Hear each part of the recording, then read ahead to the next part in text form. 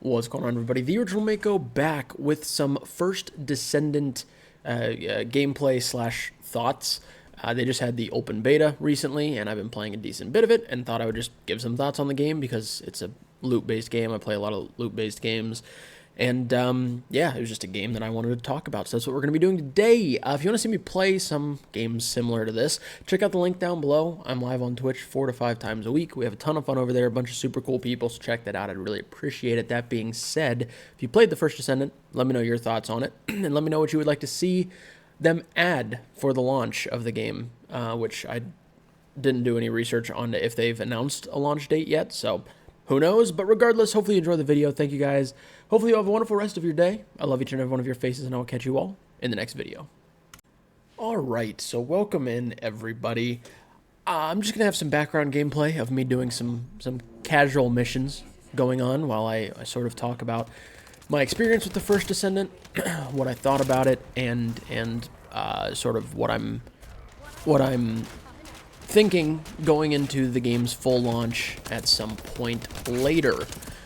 So it's a third-person shooter, loot-based game. A lot of people have, given every game gets compared to every other game that has any part similar at all. And this one is obviously getting a decent amount of Warframe comparisons because Warframe is a third-person loot-based shooter style of game. I've also seen some Destiny comparisons, some The Division comparisons.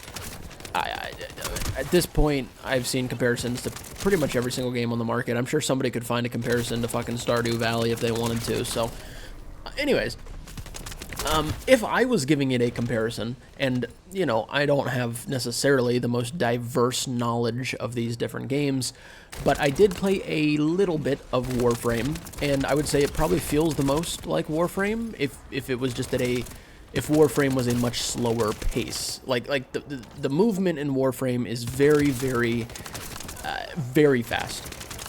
In this game, it just feels a little bit slower with the movement and just kind of flying around the map and stuff like that, which I personally actually think is kind of nice.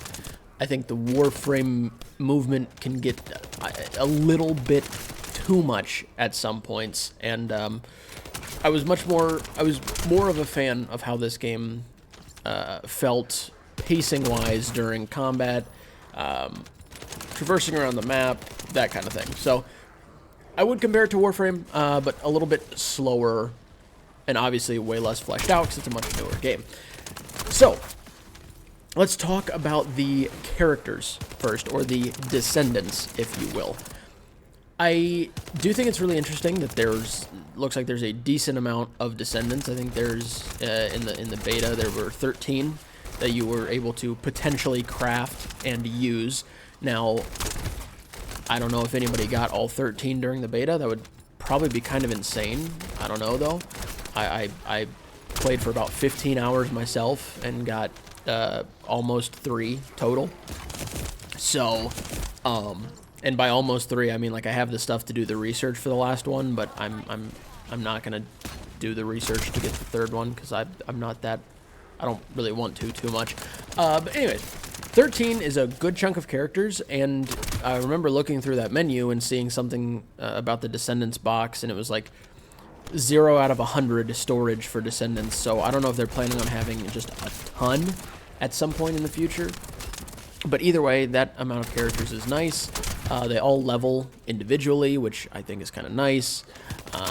And it gives a lot of different gameplay options for people who want to do different things, which is, once again, nice. Something a little bit interesting is weapons. I guess, okay, so for characters, having that many characters is nice. The couple of characters I played felt good. It wasn't, I don't know, it's not like the abilities were so in-depth and crazy. Being able to put different augments on to change abilities is pretty cool, but it wasn't anything too, everybody had their own, specialty and all that for the characters, and they were enjoyable to play.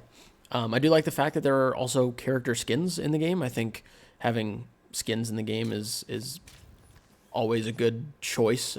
More cosmetic options are always in my opinion, always makes the game a little bit more exciting, especially when those cosmetic options are able to be earned in-game. I don't know if it's going to be that way for the full game or not. In the beta, you kind of just got skins for being a part of the beta. So I don't know. We'll see with that. But anyways, characters are relatively fun. They're not mind-blowing. Like, it's not going to blow you away. Not going to be the most exciting characters ever. But they all are unique, and they all have their own niche. And the couple that I had a chance to play were fun to play. The weapons.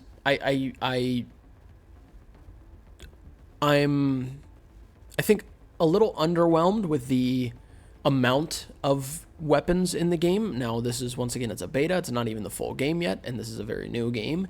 But it seemed like there weren't a ton of different options. And not to mention, on top of that, all of the ultimate weapons, the gold tiered weapons that you can see in my primary slot right now, and there's also one in my inventory, you can only get those by crafting them. You can't find them as drops, which is a little less exciting. And it's almost like, the best way I can put it is, if you're somebody who's a card collector, you enjoy opening card packs, whether it's Pokemon, Yu-Gi-Oh, Magic, whatever. And if you, as somebody who, pulls cards occasionally, when you're looking for a specific card and you buy a box from that set and you pull that card from the box, it feels infinitely better than if you just go on eBay and buy the card. Maybe you spent more money on the box than the card, but it feels so much better to pull it yourself. And that's kind of similar to this, in my opinion. It feels a lot better, in my opinion, to find an ultimate weapon as a drop, because you're like, oh my god, that's a rare drop. That's so cool. Wow. As opposed to just, oh, well, I know exactly what I want and I'm going to craft it. Now, that being said, I think having the option to craft them is nice. I just think they should be able to be in the loot pool as well as being crafted. I think having both in a game is the optimal, it's, I think, the best way to do it. So I was a little disappointed with that, but, I only got to use a few different ultimate weapons because of the fact that you needed to craft them. And the couple that I used were cool. I don't know, like, I was probably in my mind comparing the ultimate weapons to, like, exotics from Destiny. And I probably shouldn't have been. Like, every ultimate weapon in this game gives you, they have a little extra perk on the weapon that does something a little bit different, kind of like an exotic. But they weren't really performing, like, none of the perks were anything that was so insane that it was like, oh my god, this is ridiculous. Which I guess makes sense because you also don't have a ultimate weapon limit. Like, it's not like you can only have one ultimate weapon equipped, like with exotics in Destiny. You can have multiple ultimate weapons equipped. So I guess that makes sense why you would not want the ultimate perks to be too OP. So I understand that. They felt good, though. The few that I used, and the legendary weapons and common weapons, all felt pretty decent for a third-person shooter. And, like I said, just kind of underwhelmed with the amount of total loot there was in the game to get. Speaking of loot, on the other end of things, you've got your weapons, and then you've got your kind of sub-component parts of your build on the right side of the inventory. And those were fine. I always in a loot-based game prefer having, like, armor that you can get as a drop that, like, changes the look of your character and everything, as opposed to just different subcomponents that don't change how you look. They just add some stats. They're purely there to be stat pads, essentially. So I'm way less of a fan of that. I don't think that's nearly as exciting as something like Destiny with armor. That's just my opinion, though. I'm sure some people probably like it a little more. It's less you have to micromanage, kind of. I guess kind of less you have to micromanage. So that was just kind of a little bit of a turnoff for me. Wasn't a huge fan of that. But in general, I think the weapons themselves felt fine. No real gripes about it. And I just hope there's a little bit more loot in the pool for full release. Next, I'll talk about one of the biggest issue that I had with the game, which is the missions and the main missions that I was doing. Now, as somebody who played a little bit of Warframe, played some Destiny, and has played a lot of games where, you're basically playing the beginning of the game. It's like an intro, right? Because once you get to the end game, that's when the real game starts and you get to that end game loop. It is nice when games take that intro seriously and make it fun and exciting to play. That way it doesn't feel like such a slog to just try to be grinding to get to the end game. These main story missions and everything were not good, in my opinion. It felt so repetitive, doing repeat missions over and over and over again. Barely any storytelling going on. Like very few cutscenes to kind of help progress the story in a very cinematic way. And like I said, it just felt so repeatable. It felt like I was doing an end game loop to get to end game, which is not. I'm not a big fan of it.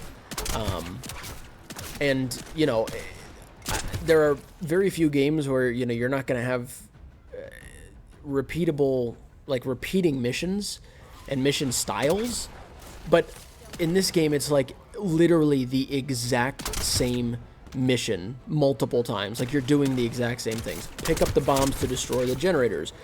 Pick up these items that are dropping from enemies and put it in this big container. Like the exact same things, which for me, that's like mindless grinding for, it's mindless is what it is, and I'm just not a big fan of that. I think that was the most disappointing part of the entire thing for me, personally. So, that was my biggest thing with this game. Overall, I had a good time playing it. Loot-based games are my favorite genre. I love this style of game. I always prefer first-person to third-person when it comes to shooting games. So, a game like this has to really impress me for me to want to play it long-term. The beta didn't do that. I will be looking out for the full release of this game and sort of seeing what changes were made, seeing how the full game looks, seeing how, all of that kind of comes into a decision on if I was going to play this game more in the future.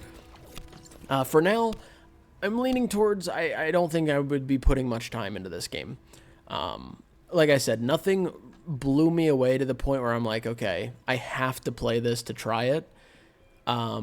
If it would have been first person, I would have been a little more lenient. And like I said, just if it takes 30, 40 hours, I don't know how long it takes to get to end game, but if it takes, 30, 40 hours to get to end game, you don't want those 30 to 40 hours to feel bad, because then you're just never going to get to end game, because it's going to be a slog to try to even get there, and that's not fun for anybody. So, like I said, it was just too many repetitive missions, and it just wasn't enough to convince me that I should play this more when it fully releases. So, I think I covered most of the points I wanted to make. I mean, I think the crafting system is fine. I think, being able to upgrade your weapons is really nice. I think it seems like it'd be pretty grindy to craft stuff, which I don't mind at all. I like games that have a bit of grind for different things. Inventory management is fine. I think the UI is pretty good, actually, especially during combat. It's like not super intrusive, and while also like having everything you need to see in a very visible spot, so you don't really have to take your eyes off of what you're doing too often. So it's not a bad game, I don't think. I just think it would take I'd have to see a lot of good stuff from the full release and see them make some changes to mainly just, if they make some changes to the missions and make them less repetitive, I would honestly consider giving it a good run, give it a decent chance. But who knows? We'll see what kind of changes they make, what kind of decisions they decide to go for. But those were my thoughts on the first Descendant. Like I said, I played around 15 to 18-ish hours, somewhere around there, for the beta. And that's what I got out of it. So once again, let me know your thoughts down below. Let me know what you guys thought of it, if you're going to be playing it more, what you want to see them change going forward. And yeah, thank you guys for hanging out. Hopefully you enjoyed this video. Make sure you like, subscribe, so you don't miss any of the future content coming your way. As always, thank you very much. Have a wonderful rest of your day. Love each and every one of your faces, and I will catch you all in the next video.